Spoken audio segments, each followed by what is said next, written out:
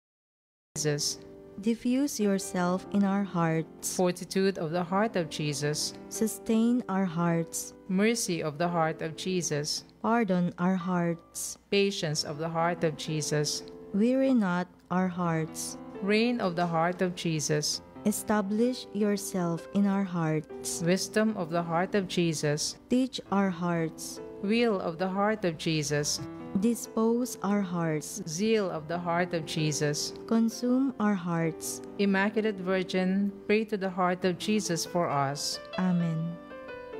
Let us pray. Merciful Father, hear our prayers and console us as we renew our faith in Thy Son, whom Thou raised from the dead. Strengthen our hope that all our departed brothers and sisters will share in His resurrection, who lives and reigns with Thee and the Holy Spirit, one God forever and ever. Amen. In the name of the Father, and of the Son, and of the Holy Spirit. Amen.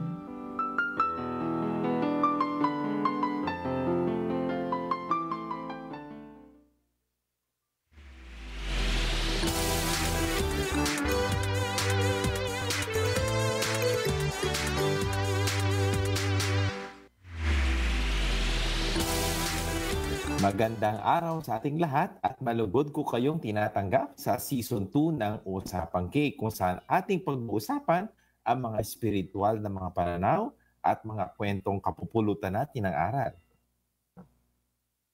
Simulan natin ang ating programa sa isang panalangin. Sa ngalan ng Ama, ng Anak, at ng Espiritu Santo. Amen. Amen. Panginoon, marami pong salamat sa lahat ng mga biyayang ipinagkaloob ninyo sa amin. Salamat po sa biyaya ng aming mahal na Birheng Maria, na kung saan ay pagdiriwang namin bukas ang kapistahan ng mahal na Birhen ng Carmel. Nawa ay matutunan namin sa pagninilay sa buhay ng ating mahal na Birhen, lalo na dito sa orden na ito ng mga Carmelita, kung paano ang manalangin, magnilay na naayon sa iyong buhay, sa buhay ng ating mahal na Birhen. Lahat ng ito ay nihiling namin sa ngalan ni Kristo ang aming Panginoon. Amen. Sa ngalan ng Ama, ng Anak, at ng Espiritu Santo. Amen. Amen. Amen. Magandang araw sa ating lahat at sabi nga ni Father Paul na pag-uusapan natin ngayon ang kapisahan bukas ng Our Lady of Mount Carmel. Ayun, meron tayong bisita, Father Paul. Correct, no? Ang dami natin ngayong araw na ito, Father Dexter, no? So siguro maganda magpakilala muna silang bawat isa. Actually, hindi lang yung mga Carmelites, no, na third order yung kasama natin, no? Meron ding mga Dominican, yan. So siguro mamaya sa pag-uusap natin, maaari nilang i-share sa atin, no, ano ba yung pagkakaiba nung buhay nila, no, at ano ba yung third order, no, at parang ngayon hindi na third order din ang tawag natin kundi mga lay fraternities, mga ganyan, no? So anyway, siguro magpakilala muna ang ating mga guests. Sino ba yung mga nandyan? Yung iba dyan ay mga regular na sa ating program. Sige, unahan natin si Brother Den. Hello, Father Paul, Father Dex. Isang magandang araw po sa ating lahat at sa ating pong mga listeners ng Usapang K, isang magandang araw po. Ito po ay inyong regular na kasama ninyo sa Usapang K, Brother Den. At andito po ako live mula sa Little Way College Seminary sa Cabancalan City, Negros Occidental. And nung nakaraan, nung nakita niyo po ako na nasa seminaryo, well, andito pa rin ako, no? And I am still andito pa rin ako sa seminaryo for the continuation ng formation ng mga catechist. So again, ipagdasal niyo po ang aming catechista para sa kanilang ongoing formation program. Maraming salamat po and looking forward na mapag-usapan natin yung tungkol sa mga lay and seminarians fraternities po. Thank you, Father Paul. Father Den. Thank you, Brother Den. So, next siguro si... Yes. Sige. Father Dex, no? Nasa ibang lugar pala si Brother Den. Ikaw ba? Nasaan ka ba ngayon? Ako ba? Sige. Napag-uusapan naman ng mga... Pero tama-tama si Brother Den, Little Way pala yung kanya pinagtitirahan na tama-tama din sa topic natin ngayon. Ay, oo nga. Oo. So, nasa ako ngayon. Yes, Father Dex. Oo, tama-tama. So, tama-tama din ako ay nandito sa ibang bansa at maganda rin na nag-online din tayo para sabay-sabay tayong natututo sa ating pinag-uusapan ngayon, Father Paul. Napaka-international talaga ng Usapang K, ha? From iba't ibang panig ng Pilipinas at ibang panig ng mundo. Ayan. At palagay ko yung mga listeners naman natin ganyan din. Sige, so next na magpapakilala si Pao. Siguro sabihin mo na rin kung nasan ka, Pao. Magandang araw sa lahat. Paolo Alvarez po, nagbabalik, no, at live na live sa opisina ng ating parokya. Wow, ang layo mo, ha? Ang layo nga po. And then of course, no, si Brother Neil. Ayan, magandang araw po sa ating lahat. Ako po si Brother Neil Reyes OP, isang lay Dominican. At live and alive dito po sa parokya ng Santissimo Rosario. Wow, pareho kayo ni Pao na nasa Santissimo Rosario Parish. Oo, magkatabi nga silang dalawa. Diba, magkahiwalay pa sila ng magkahiwalay pa talaga sila ng screen. Ayan. And of course, yung ating pinaka-guest, no? Kasi yung iba naman dito ay, actually, it's not his first time, no, dito sa Usapang K. No, I think na guest na rin natin siya dati. Ewan ko, correct me if I'm wrong. Special guest, kindly introduce yourself.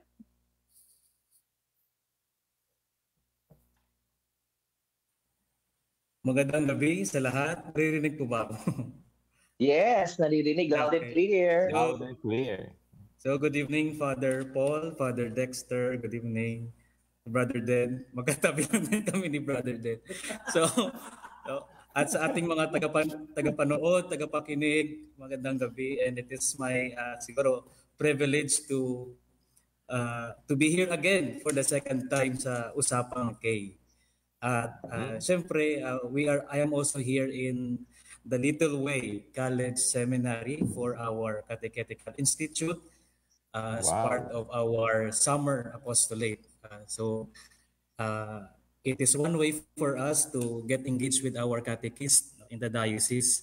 And we all know that they are vital and important for the evangelization, especially for the small communities, or here na tinatawag ng mga Kristiyanong katilingban.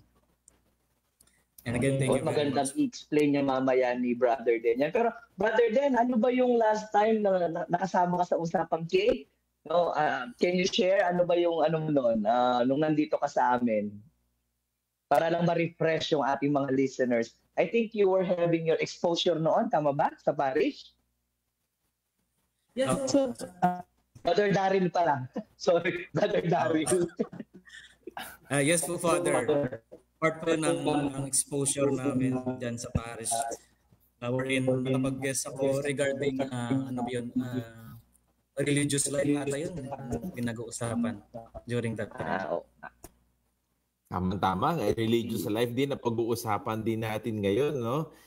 Siguro pag-usapan natin, ano ba itong religious life na to at bakit may mga order, ano ba ito? Kasi sa aming dalawa ni Father Paul, Dominican order, no? Meron kaming order sa religious order. Pero ano nga ba, siguro pag-usapan muna natin bago natin talakayin yung Carmelite order, ano nga ba itong order, no? Yun ang gusto natin siguro pag-usapan muna natin. At bakit sige, actually, no? Oo.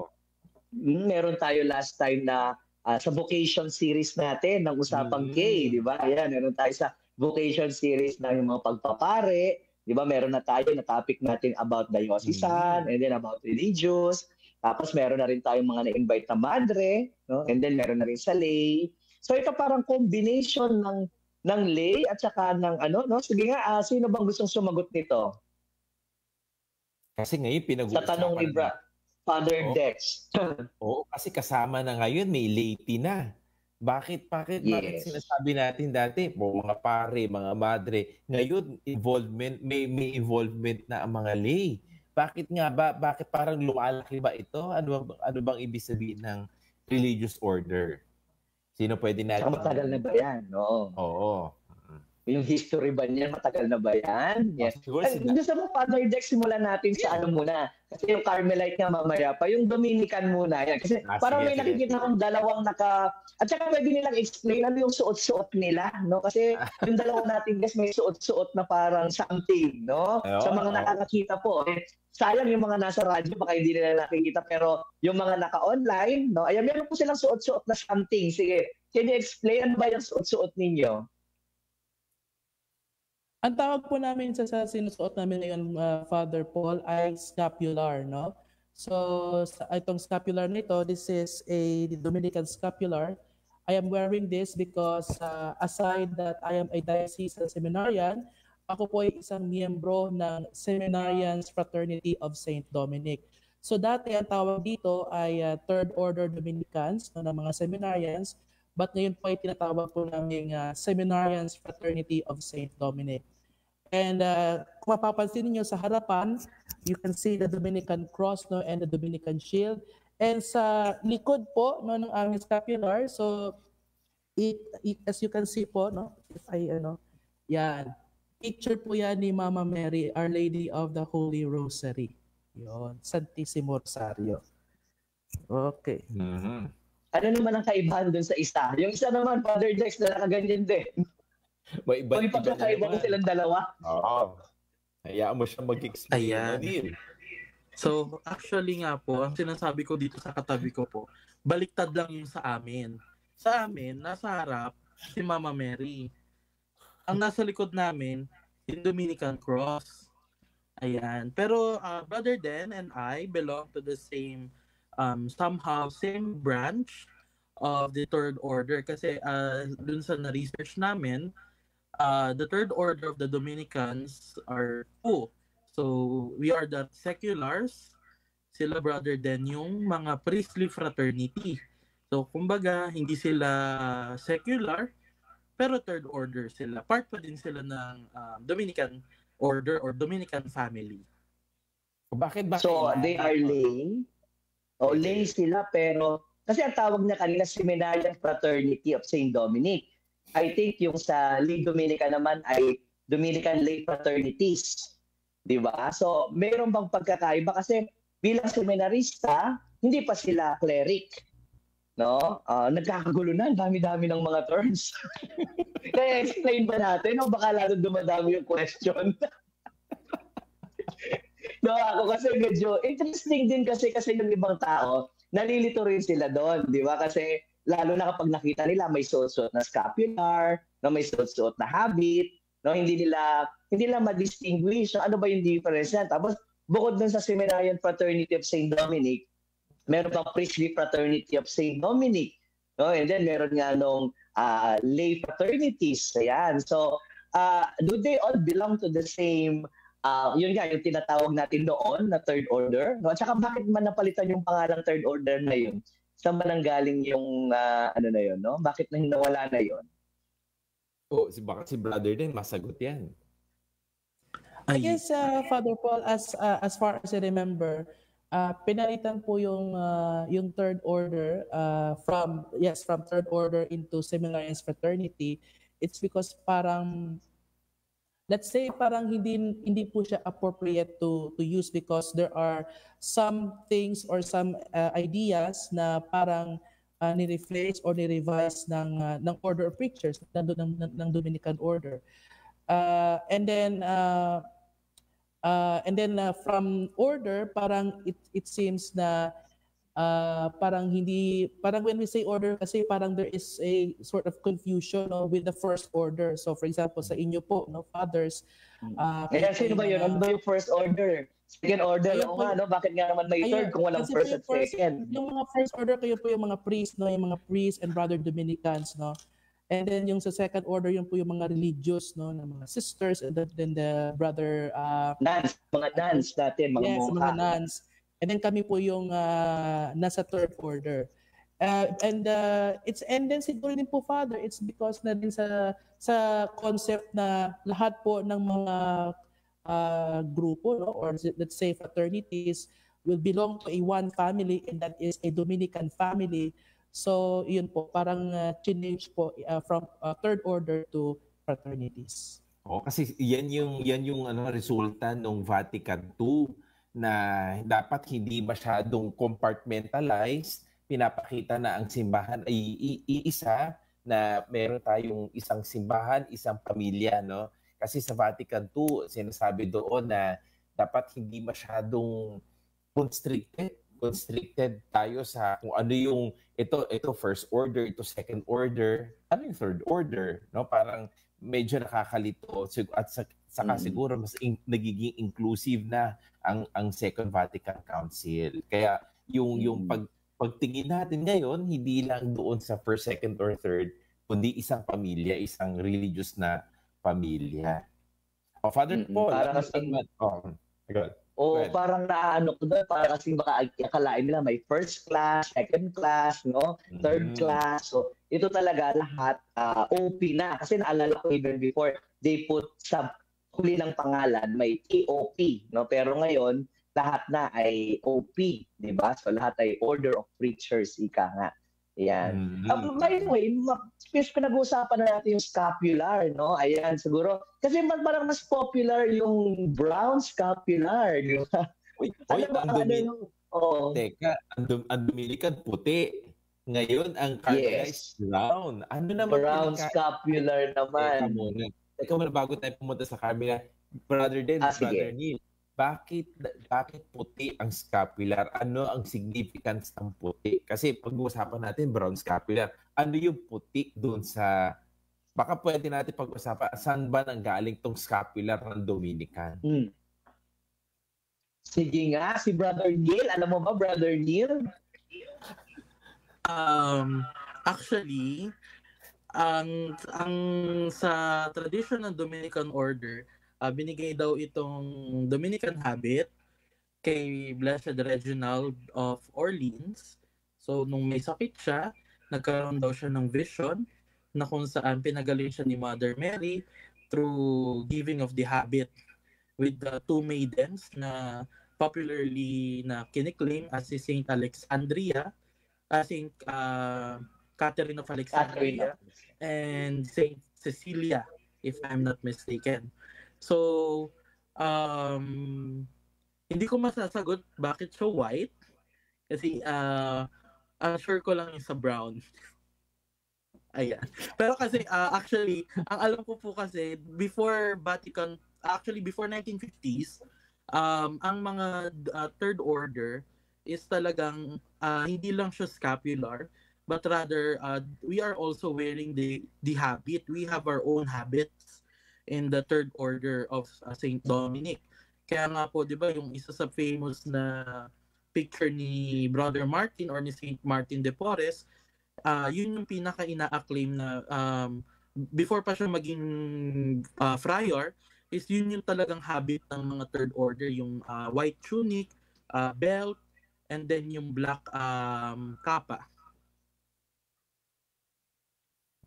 Bakit naman sige, Brother Dan naman, ano naman ang significance ng scapular? Kasi pinag-uusapan na natin yung white, brown. Ano ibig sabihin po ba ng scapular?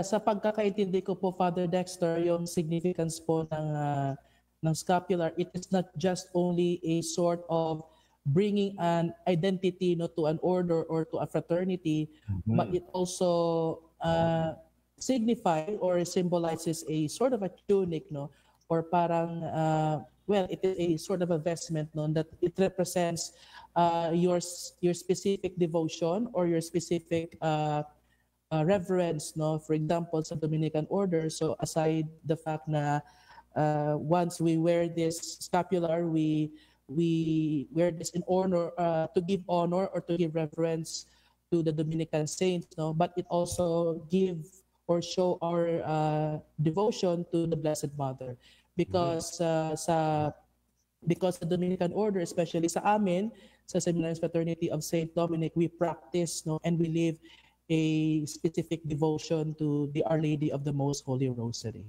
Yun yung sinasabi na consecration, yung pagbibigay mo ng buong buo, na you are giving your life, you're giving your spiritual life to a specific to a specific saint, kunyari kay Saint Dominic, kay Mama Mary, kay Juan Paulo, paano naman yung ano ibig sabihin naman, why are people wearing scapular even though hindi naman parang sa lay people? Why do the lay people need to wear the scapular? Di ba yung scapular po kasi is originally part talaga siya ng garments ng mga monks, ng mga religious before. So yung mga lay people kasi when they decided to dedicate themselves to the ways ng mga religious, so nagkaroon sila ng parang smaller version of this, ng garment na yun, which is yung scapular. So yun po yung naging simula ng pagkakaroon ng mga pagsusuot ng mga scapular ng mga lay people po. So ito yung tinatawag natin ngayon, yung mga confraternities, So marami namang mga confraternities na buo. So for them to be to show their dedication and to show their connection to those orders, they wear the scapulars po. Yun po. Pero para nagiging sign ng consecration na sinasabi kanina ni Father Dexter, At saka naalala ko kasi 'di ba, Father Dexter, yung sa habit natin, that's the only part na bineblessan din natin bago natin isuot. Kaya kung mapapansin ng mga tagapakinig natin, yung mga Dominicans or even other orders with the habit, hindi inuupuan yung natin yung scapular. Baka akala ng iba ayaw lang nating malukot. Pero actually, kaya natin hinahawing ganun yon is because it is blessed. And I think it goes the same with the other people na nagwe-wear ng scapular. By the way, ewan ko kung makakasagot yung naalala ko lang sa tanong ni Father Dexter, bakit puti? Na hindi nasagot ni Brother Neil kanina. Naalala ko lang, baka naman dahil ang habit ng Dominican ay black and white, di ba? Kaya nga puti yung sa mga Dominicans, and then yung sa mamaya, yung sa Carmelites, bakit brown? Kasi brown din yung habit, katulad doon sinasabi ni Pao kanina, na they want something of the same, na suot-suot ng mga orders. Yan, to Oo. distinguish Ito them. Brother Paul, naalala ko, ito talaga yung pag, di ba, yung vestation natin, ang binibless talaga is the scapular, no? Kasi, Scapular. parang ito na nga yung promise ni Mama Mary sa Dominican Order. Kasi, ito yung, kumbaga, kung meron kang scapular na ganyan, you are being devoted, you're giving your life, you're being devoted and consecrating your life to the Blessed Mother, and she will protect you if you're going to do the will of God, parang ganon, di ba? Ngayon, pag-usapan na natin. Special. Father Paul, puntahan na natin ng Carmelites. Ayan na. Ito yung pinaka-topic natin dahil nga bukas ay fiesta ng Our Lady of Mount Carmel. Siguro bago natin pag-usapan yung Carmelite Order, sino ba itong, di ba may Mount Carmel pa? O paano ba nagsimula ang Order of Carmelites? Paano ba nating, siguro a brief history lang kung ano nga ba itong Order ng Carmelites. Yan. Tanong na natin yung ating special guest, Brother Daryl. Yeah. Okay, good morning, especially sa mga nanonood at nakikinig. So, first and foremost, a brief history of our community. Sabi nga nila, isa ito sa mga pinaka-luma, no? Pinaka-matagal na order since it started way back nung time pa ni Prophet Elijah. So imagine, yun yung consider namin as our spiritual father.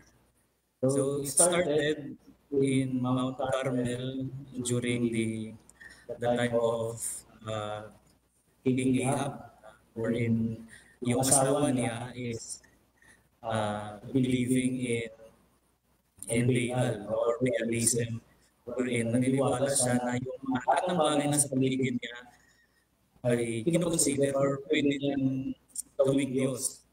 So, ang number one na who went against her is none other than Prophet Elijah. So, he proved who is really the true God. So it started there, no, in Carmel. Actually, hindi pa yan Carmel. So it was after that instance wherein during the meditation of Elijah, he saw a small cloud wherein while praying, that cloud, yun yung naging fruitful yung bundok. Kaya tinatawag na Carmel because it symbolized a garden. So primarily, that's the start of the Mount Carmel. But in terms of the order, actually before, some of the Christians decided to settle in that Carmel. And then, parang wala pa silang identity that time. Wala pa silang prior, wala pa sa... So they don't have it considered, unlike the Dominicans, they have Saint Dominic. So at that time, mga Carmelites wala, kasama lang sa certain community. And then, they gathered around the spring of Elijah. So doon nag-start ang community. At such time na in order to put stability on the community, they approached Saint Albert that time, who was the patriarch of Jerusalem, if they could have a certain rule. So that is why the rule of the Carmelites is different from the other rules, because it was given to them by Saint Albert. And that from that time on, they were first called Brothers of Saint Mary of Carmel, Mount Carmel. So hindi pa Our Lady of Mount Carmel. It was later on, no, on July 16, 1521, wherein that is the reason why bakit brown yung scapular namin, because it is believed that it was the same scapular handed by our Blessed Mother to Saint Simon Stock. And that scapular, wala akong dala ngayon, merong image ng 3 stars wherein it represents Elijah, Mary, and Elisha. Elijah as our spiritual father and Mary as our spiritual mother, and Elisha being the one who first na nung dinala si Elijah in a chariot papuntang langit. So iniwan niya ang garment niya. May naiwan na garment kay Elisha. So at first, yung scapular ng Carmelites was also white. So it was later then during the apparition of Mary to Saint Simon Stock that it became brown. So that has been the way how we came up with the brown scapular. And with that, naging okay na yung stabilized na yung Carmelite community. No? However, during the 15th and 16th century, because of the laxation of siguro nung buhay ng mga Carmelites, nag-initiate si Saint Teresa of Avila to make a change to the order. Kaya meron na tayong, sa mga nagtataka, dalawa yung groups ng Carmelites. Merong yung Carmelites at saka yung merong Discalced, Carmelites. Kaya they consist for the Discalced, they considered Saint Teresa of Avila as their foundress. And together they were supported, Saint Teresa of Avila was also supported by Saint John of the Cross. Pero all in all, we have in a way the same spirituality. It is always prayer and contemplation. And with that, that's the motto of the Carmelites, wherein it was taken actually from the words of Prophet Elijah.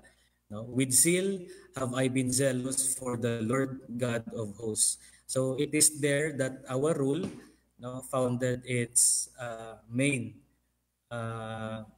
desire, wherein we want to live our life in allegiance to Christ, and serve Him faithfully with undivided heart. So yun yung a short background of the history of the Carmelites, of what is our spirituality, how it started, and the significance of brown scapular. And we do believe that it has been also the words coming from Our Lady that our brown scapular, sabi ni ng ating mahal na ina, na whoever wears this scapular, kung halimbawa kung mamamatay siya, will not suffer eternal damnation. So that has been our protection, same as with the other scapulars worn by other religious orders. Yun po. Naalala ko, Father Paul, yung ano na yan, yung nakasulat sa likod ng scapular, dati yung brown scapular, ayokong, di ba, parang gusto natin baka maligtas sa impyerno. Pareho tayo. Daging suot-suot. Oo. Totoo ba, Brother Daryl, na yung brown scapular, kailangan daw tela, bawal daw yung plastic. Tama ba? Plastic. Oo nga, kasi marami ngayon, Father Dex, yung mga plastic, di ba? Tapos, actually ngayon, may metal pa nga di ba? May mga metal pa. Actually, si Brother Neil, ayan, may nakasabit siya sa kanyang, ewan ko kung napapansin ng mga tao, ayan, isinabit niya, ayan, yung brown scapular. Ano ba? Dapat ba talaga tela, Brother Daryl?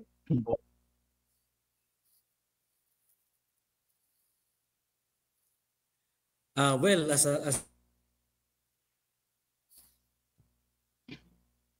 tumigil yata si Brother Daryl. Wala. Naalala ko, Father Dex, ewan ko kung yung scapular mo. Kasi meron ako dati plastic. Primarily, it was given as a garment. Ayun na. So, siguro, I don't know, with the recent adaptations of scapular, So others were it as plastic or metal. But I guess what lies more importantly is our devotion, more than uh, the structure or the material itself. Because we may be wearing clothes, but how we live our life may not be in accordance to what we are wearing. Kasi sabi dati, naalala mo, Father Paul, kailangan yung scapular nakadikit pa nga sa skin. Bawal daw na parang nandun sa doon sa cloth kasi daw yung power mag-emanate doon sa tela. So tapos kailangan daw kahit na maligo ka, kailangan suot-suot mo pa yung Hindi mo brown tatanggalin. scapular. Hindi mo tatanggalin. Ang daming dyan sa brown scapular. Baka naging na yun, Father Dex, no? Baka maging pang part 3 na ng superstitious natin. Diba? Kasi parang naging pangapamuhiin na siya tuloy instead na it should promote devotion. Yung sinasabi ko nga kanina, yung plastic nga, actually meron ako nung dati, tapos parang may tela siya sa loob, no? Kaya, ewan ko, no, ngayon talagang plastic na lang pero noon, alala ko parang may tela pa nga sa loob. Baka para pa waterproof? Hindi naman. Oo, kasi mababasa kasi pag tela, di ba? Oo. Pero magandang punto yung sinabi ni Brother Daryl, no? Kasi parang kahit nga suot-suot mo yon, pero yung way of life mo naman ay hindi naaayon sa kabutihan, di ba? So, ano bang extent kasi baka ang iba iniisip, okay, whoever, kasi talaga na-imagine ko rin yun pag nasagasaan ako ng sasakyan, suot-suot ko ito, nakalagay, whoever wears this scapular shall not suffer eternal fire. No? So, straight to heaven na ba yun? Or baka doon papasok yung belief din natin about purgatory, di ba?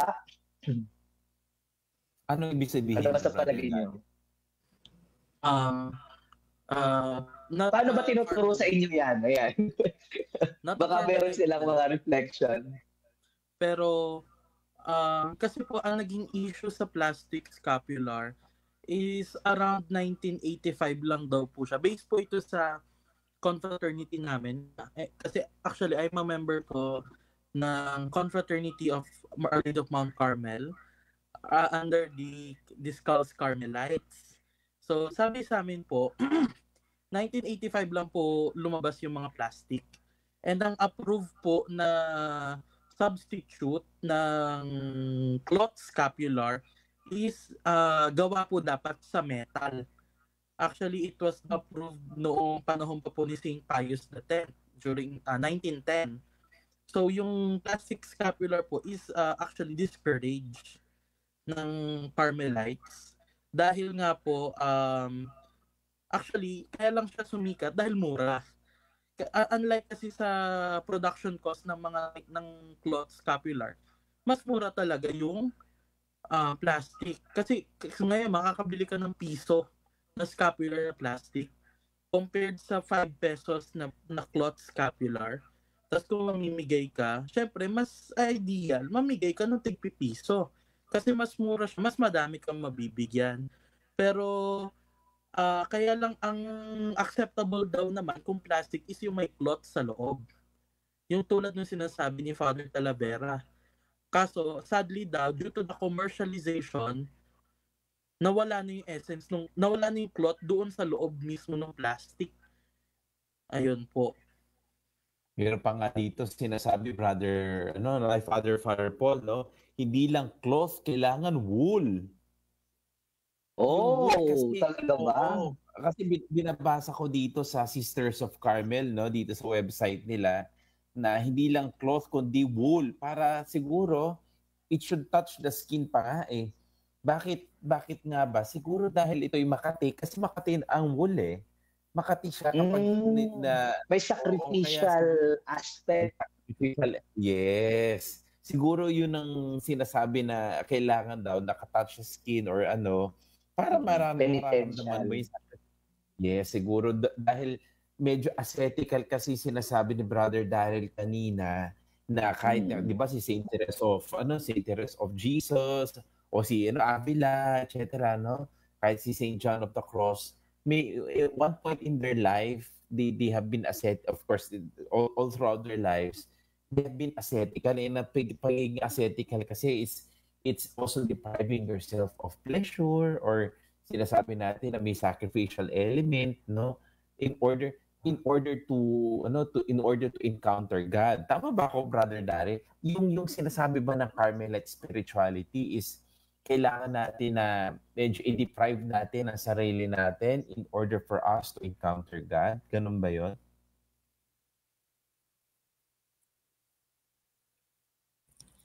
Tama po kayo, Father, kasi unang-una, Carmelite is also part of the mendicant orders. So, actually, that's how, sabi ko nga kanina, that's how Carmelite started. They started as hermits, as someone living in the mountains. So, part of their spirituality is to deprive themselves from the what would influence them coming from the secular world, in order for them to give totally themselves to God. So that's why the zeal for giving oneself to God, as what Prophet Elijah would say, would require that kind of emptying sacrifice before anything else. Lalo ngayon sa mundo na gusto natin lagi ng convenience, gusto ng mundo natin na madali lahat, maganda, etc. No? Delay sa akin. Oo, parang ayaw natin ng mga bagay na matagal, no? Yung gusto natin madali, gusto natin convenient, gusto natin na wala na sacrifice, gusto natin kung ano yung meron diyan, yun na yun. Pero what this Carmelite spirituality is telling us is to wait, and also to make sacrifices, not just for yourself, but for other people, and of course, ultimately for God, no? In order for us to encounter Him, not to encounter God through the worldly pleasures, but to encounter God in the scarcity of in the scarcity, no? Yung wala, doon natin, kaya siguro magandang pag-usapan din sina John of the Cross, sina Teresa of Avila, even si Teresa of Lisieux, tama ba? Di ba? Sisters of Carmelite din? Yeah, Carmelite din siya. Naalala ko, Father Dexter, may singit ko lang din. No? Kanina actually naghahanap ako dito sa UCAT, pero naalala ko isa sa napakagagandang mga reflection natin about sa CCC, particularly yung sa meditation, sa contemplation. Actually, we got them from Saint Teresa of Jesus, no? From Saint Teresa of Avila. Now, what is meditation? Sabi niya, it's a kind of a mental prayer, no? And then si Teresa of Lisieux, no, yung sabi niya, yung parang contemplation is nothing else but me looking at God, no? And God looking at me. Diba? So I think itong mga ganitong klase ng reflection, no, na isinishare ng Carmelite, no, sa buong mundo, ay produkto talaga ng contemplation. I remember before we tried to interview a Carmelite priest, no, yung OCD, Order of Carmelites Discals. Parang isa yan sa mga nila is they have 1 hour of meditation, meditation every day. No, parang ganon, no, talagang parte yan ng kanilang buhay. Yung uupo ka lang talaga in silence, no, and sinasabi nga ni Father Dex kanina, no, sa mundo natin, ayaw natin ng nahihirapan tayo. So isa pang ayaw natin yung katahimikan, di ba? Yung silence. And I think the Carmelites, no, that is one of the gifts of the Carmelite order and the saints, no, is turuan tayo kung paano tumahimik, no, and it is only in silence that we hear, no, the voice of God. No? Tama ba yun, Brother Darwin? Pero as third order or as lay, yung paternity ninyo or meron ba kayong ganon? Parte yan, requirement, yung silence, meditation? Yes, Father, definitely. Every day, actually, as a prior in the Central Seminary, I am encouraging and requiring them to spend at least an hour before sleeping, either in the chapel or in the rooms. So we are giving them prayer guides and books for reflection, just like the Streams of Carmel and other spiritual readings. Curious lang ako, Brother Daryl, kasi Kasi, the Central Seminary, para dun sa mga nakikinig sa atin, is Dominican run, di ba? Pero bakit merong Carmelites? May explanation ba kayo dyan? Paanong nakapasok yung Carmelites sa Central Seminary natin, sa UST? Actually, ang start ng third order dyan sa Central Seminary, it was way back 20. That is formally, I mean, na merong decree, no, coming from Rome na pwedeng mag-establish ng third order Carmelite dyan mga 2016, I guess 2016, no, na actually nandun din sa room ko yung decree, no, in Latin na we are opening a third order Carmelites in the Central Seminary. And although yun sinasabi ng iba na although it is run by the Dominicans, but still it's one way for us to have, kaya meron kaming mga dual encounter. It's one way to celebrate the brotherhood of the Dominicans and the Carmelites. And as of now, we Brother have Daryl, 33. Wow, ang dami, 33. How about yung mga sa Dominican, ilan, Brother Den? Sa Dominicans naman po, Father Paul, I think we are more than 20. Yeah. Mas marami pa yung Carmelites. Yes, mas marami po ang Carmelites. Well, actually po, despite the fact that we are more than 20, but we're still good po in a way na patuloy pa rin po yung aming mga regular devotions, especially po sa amin po sa Domfrat. Yan po yung tawag sa amin po, yung Domfrat. No? Yung sa Domfrat po, well, may mga regular devotions po kami. Katulad po, meron din po kaming tinatawag ng weekly devotions. Like for example, we are using this. This is what we call the Directory of the Priestly Fraternities of St. Dominic in the Philippines. So, as a member of the Seminaries Fraternity, we are using this because there is a part sa directory po na meron pong devotional prayer po to St. Dominic. And speaking pala po, Father Paul, sa number, well, medyo konti lang po kami. It's because marami po kasing graduate. And this year, I think mababawasan po kami. It's kasi mas marami pong graduate. Actually, marami pong graduate from this year's batch, no?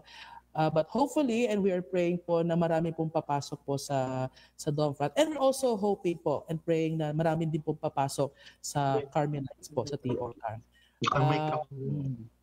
And sa amin pong experience po, maganda po talagang sumali po o maging bahagi po ng mga fraternities or mga seminaries fraternity both sa Dominicans and sa Carmelites is because we don't just live like a diocesan seminary, but we have this specific charism. We have this specific apostolic or pastoral seal po na hopefully if we become priests in our respective dioceses, we will live it po according to our charism or according to the fraternity that we join po.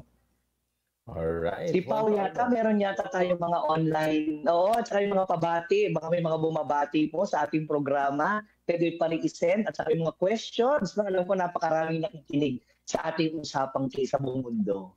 Yeah, syempre pag pumapasok ako palaging questions yan, no? Pero bago yung questions na yan, may realization lang ako, no? Kasi, di ba sinasabi natin na ang scapular, yung nakaano sa harap, no? So, one of those things na importante with regards to wearing scapular kasi is that you have to remain chaste, no? So, parang naisip ako, why remain chaste? So, talagang yung scapular kasi, tinatabunan niya yung harapan mo, no? So talagang isa siyang malaking blanco, isa siyang malaking ano. So siguro to cover yourself, no? To give you pagpapaalala sa iyo na you have to remain chaste, you have to live in purity, mga ganun. So nakita ko rin dito, no, na meron po tayong 17 scapulars na approved ng church, no? So yung question niya kasi is pwede ba ang isang tao ay maging member ng one confraternity or more than one confraternity? Hindi say naka-brown scapular ka, pwede ka rin magsuot ng Dominican, pwede ka rin magsuot ng ano. No, yun ang question niya. Kung pwede bang maging gano'n na marami kang membership, no, ng mga scapular confraternities. Pwede nga ba? Sino ba pwedeng sumagot? Ako, as far as I know, kasi involved ako sa Dominican fraternities, no? And sa Dominican fraternities, kapag member ka na doon, hindi ka na pwedeng maging member ng iba, no? At saka I think even others, no, yung sa Carmelite ganyan din. Tanungin natin yung dalawang seminarista natin. Pwede pa ba kayo halimbawa domprat ka na tapos magka-Carmelite ka pa, or Carmelite magdo-domprat ka pa? Hindi po. Hindi po, Father. Usually, halimbawa sa amin, pag Carmelites, then when he decides to join the Dominican, so he needs to ask permission from the prior of leaving the order before going to the other fraternity.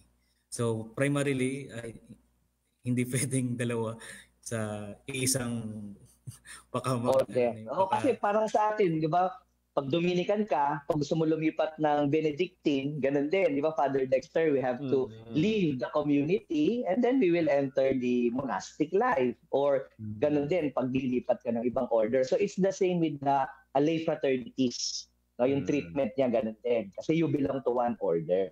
Siguro din dahil magkaiba ng charism, no? Yung focus siguro, kunwari dito ka sa Dominican order, focus natin sa studies, no? Tapos yung focus natin sa teaching, magkaiba naman sa ibang order, no?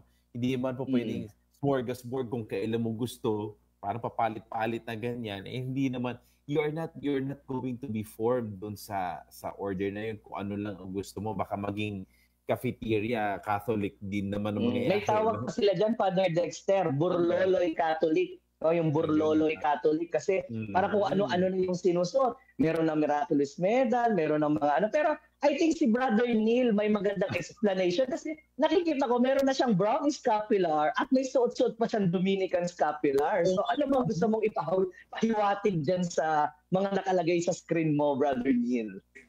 Actually, Father, as my understanding po kasi sa rules of the lay fraternity, bawal po kaming mag-member ng another lay fraternity ng ibang order or yung tinatawag natin mga third order. Kasi kaya yung isa po tanong doon, what is the difference po ba between a third order and a confraternity? Kasi ako po, for example, I am a member of the lay Dominicans. The third order, take the old term, the third order of the Dominicans. And I am a member of the confraternity of the Brown Scapular. Naku, dalawa ka pala, Brother Neil. So, paano mo ma-explain yan? Brown Scapular. No, di ba, Father? Kaya, sabi ko, ano ba, hindi naman ako member na, wala naman akong TO-CARM or O-CARM sa dulo ng pangalan. Rather, I'm just member because I promote the giving out of scapulars, the devotion to the Our Lady of Mount Carmel. Like, di ba po, kunwari, ang member po ba ng Mount Carmel Confraternity, hindi na pwede mag-member ng confraternity ng Nuestra Señora del Santísimo Rosario de la Universidad de Santo Tomas? So you are saying na mayroong confraternity tapos meron naman yung orders. Siguro ang siguro maganda. O paliwanag ng mga canon lawyers siya next time, Father Dexter. What do you think? Siguro ang ano lang naman dyan is more of spirituality siguro ang hinahanap natin, no? Kahit naman siguro kahit naman siguro tayo, kunyari may brown scapular ako, doesn't mean naman na I'm removing my Dominican order, na aalis na ako Dominican order. It's also part of my spirituality also to gain more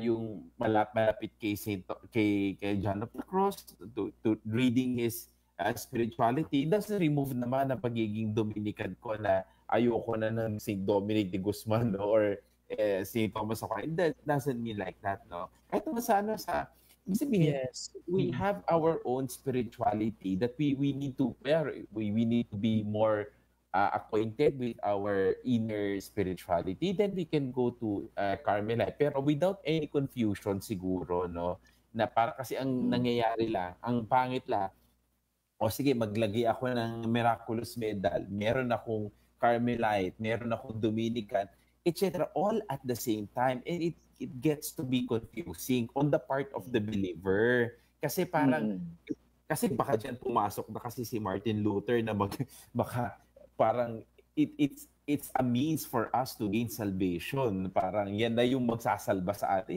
Hindi. It's a guide, no? It's a guide. It's a direction that the church is giving us, no? Pero if you're going to be confused with all those spiritualities, then might as well choose one. Siguro ganun ang pagkakaintindi ko lang naman. For me, Father identity crisis. For me, Father Dex and Father Paul, no, because as you can see, I'm a member of the Dominican fraternity, or we call it formally, no, as a Seminarian Fraternity of Saint Dominic. So although na ako'y technically a Dominican, a part of the Dominican family, but it doesn't prevent me to have this special devotion to the Carmelite saints. Like for example, before I entered the UST Central Seminary, I am already a devout follower of Saint Therese of the Child Jesus. It's because I am a product, or I am a seminarian from the Little Way College Seminary. So sa seminary po namin dito sa Kabankalan, our patroness here is Saint Therese of the Child Jesus. So as a seminarian here, so we are being taught, tinuturuan po kami kung ano po yung naging buhay ni Santa Teresita, and at the same time po kung ano po yung naging spirituality niya, which is the little way spirituality, no? By doing little things, no, with the extraordinary love. So kahit ikay Dominican, no, for example sa part ko po, ako ay isang member ng DOMFA, I can still do, no, little things with extraordinary love. Kasi ganyan din po yung tinuturo po sa Dominican Order, ganyan din po yung tinuturo ni Santo Domingo. Well, although Saint Dominic didn't say specifically the little way thing, but there is a sort of connection, no, sa tinuturo ni Santo Domingo at saka ni Santa Teresita. And there's no dichotomy, no, of spirituality. And yun yung sabi ko, no, bilang isang seminarista, kaya ako naging DOMFRAT, it's because of a specific charism, but it doesn't prevent me to have this special devotion and love for Saint Therese. Tama. And medyo nasa last part na tayo, no, ng ating medyo bilis ng oras, Father Dexter. Bilis. Oh, very interesting kasi ang ating topic. Very interesting topic. Siguro we could give our last message to our viewers, to our listeners, kung ano, if we could also invite them to join our own confraternity or spirituality, we can do so, no? Unahin natin Father Paul. Sino unahin natin? Sige, unahin natin muna yung mga Dominican kasi mas marami sila, no? Tapos si Brother Daryl. Unahin natin si Brother Neil muna. Yan, kasi yung sa lay. Yes. Tapos mamaya kay Brother Den, yung seminarians. Tapos kay Brother Daryl. Ini-encourage ko po kayo na sumali sa aming mga lay Dominicans to live out the life as a Dominican in our own means, in our own professional ways, as a teacher, as a catechist, or kung ano man ang trabaho mo. We are all welcome to be a member of the Dominican family. Let us live and let us share the fruit of our contemplation to others in our own means. Thank Okay, you, brother. Neil, meron ka bang one word? No, siguro ituloy natin yung ginagawa natin sa Usapang K, di ba? Yung meron tayong one word na pwedeng ibigay sa ating mga listeners. For me po, it's family. Family because kay brown ang suot mo, kay white ang suot mo, kay black na scapular ang suot mo, we belong to that one same Christian community, that one same Christian family na we are all aspiring to be able to see or to witness the beatific vision of heaven po. All right. Thank you, Brother Neil. Brother Dan. By the way, Father Paul, Father Dex, bago muna ako magsalita for my final word or for my final message, allow me to say hi pala sa mga nanonood sa atin sa Facebook Live, especially to Brother Lidio Mangao, isa pong Colomban brother po. So hello Brother Lidio. Hello. To my father, to my Papa Dan. Nanonood po siya sa atin. And, hello po, Papa Dan. Yes, and kay Reverend Paul Obispo. Well, hello Kuya Paul. Wow, si Paul Obispo, Reverend Paul from Arkham. Yes, si Reverend Paul po is an honorary member po ng Dominican Order. So they say of the Dominican family through Seminarians Fraternity of St. Dominic. By the way po sa akin po, my one word for tonight is spirituality. No? We talk a lot about the Dominican spirituality, the Dominican fraternity. We also talk a lot about the Carmelite spirituality. Although magkaiba po no, yung charism, yung focus po ng bawat orders or ng bawat fraternities, what matters most is that our common denominator here is our spirituality. The spirituality of prayer, the spirituality of having a devotion to the Holy Eucharist, and the spirituality to have this love and devotion to the Blessed Mother. So sa gabing ito, yan po yung napagnilayan ko no na mapa-Dominican ka man, Carmelite ka man, no ano man ang fraternity mo, kung anong family ka belong, what matters most is you live out and you preach no and you teach the spirituality that you live and the spirituality that you teach. No? So for example, kagaya ng sinabi ko, I am a Domfrat member. So it doesn't mean na kapag Domfrat ako, di na ako magbibigay ng devotion kay Santa Teresita. So I will still have this special devotion for Saint Therese because Saint Therese is one of my favorite saints. And because of it, I will still be a Carmelite in the sense that I am having this spiritual devotion to Saint Therese, but at the same time, because I am a member of the Domfrat, kapag magpapari na ako, so I will have this focus. No, will be my direction. No, as a diocesan priest by the grace of God, to be a preacher of truth and to be a preacher of God's word sa tao. Maraming salamat po, Father Paul and Father Dex. Thank you. Si Juan Paulo naman. Ay, si Juan Paulo muna, no? Or si Brother Dan? Si Brother Darrell. Sige, si Brother Darrell. Okay, so una sa lahat, thank you for the opportunity to share our spirituality. And for one word na siguro masishare ko sa iba is contemplation. I guess this is the thing that we need the most in this time since we become impulsive, especially in our decisions. So I guess all orders share the same sentiment in terms of contemplation. Na ito yung kailangan natin na bago magdesisyon sa buhay, kailangan natin pagnilayan. Because we all know that the fruits of our contemplation, naging Dominica na ako. Kailangan natin ng yung grasya ng Diyos sa atin through contemplation would be necessary in our decisions, especially in terms of Christian living, which is now becoming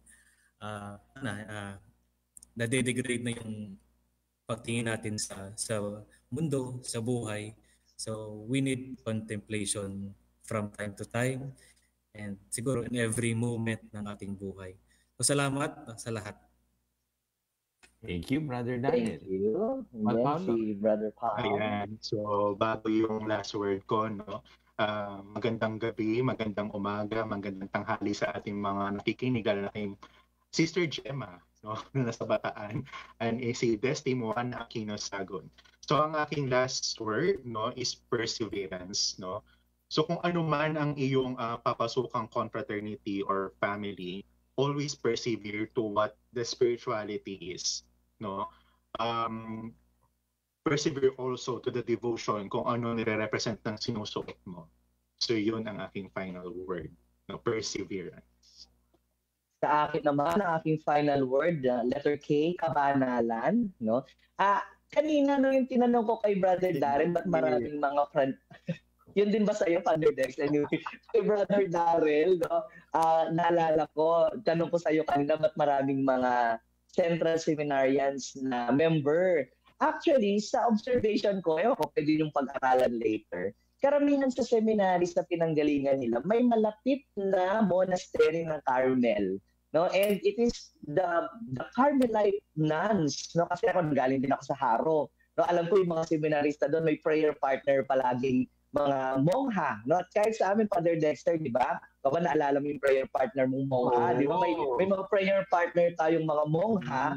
And palagi ko doon din ang galing yung desire nila na maging Carmelite, no? Kasi nakita nila yung inspirasyon, no? Galing dun sa ating mga nuns, no? At palagi ko kaya yun kabanalan kasi para sa akin nakaka-contagious, no? Hindi lang sakit ang contagious kundi pati yung kabanalan, no? Ay it is also contagious, no? So kung meron naman tayong dapat ihawa sa iba ay yung buhay kabanalan.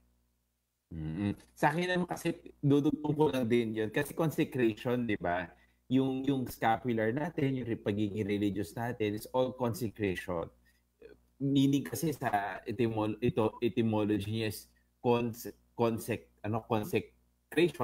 Con and it's sacred, no? It's with sacredness, with holiness. Hindi nagiging maganda ang resulta kapag ang dami nating sabi na externalities pero wala namang internal na transformation, no?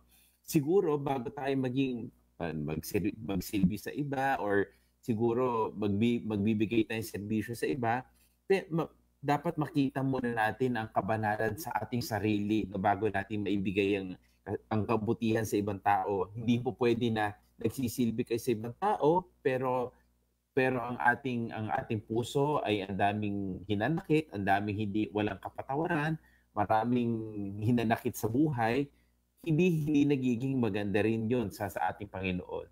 Everything that we give to the Lord, everything na yung devotion natin to the Lord should emanate from a joyful heart, from the standpoint of a holy heart, no? Dapat yung ating ginagawa nag-emanate sa ating puso, hindi lang sa ating isipan, at yung kabanalan, sinasabi ni Father Paul, ay dapat nakataimtim sa ating puso at ito yung binibigay natin sa ibang tao. At maraming salamat po sa lahat ng nakikinig. Maraming salamat, Brother Darius, sa ating pagiging guest. Maraming salamat, Juan Paulo, Brother Den, kay thank you. Of course, kay Father Paul Talavera, at sa ating lahat. At magkikita-kita tayo muli sa susunod na edisyon ng Usapang K. Salamat. Advance Feast Day po sa lahat ng Carmelites bukas. Bye-bye. Salamat. Happy Feast Day. Happy Feast Day.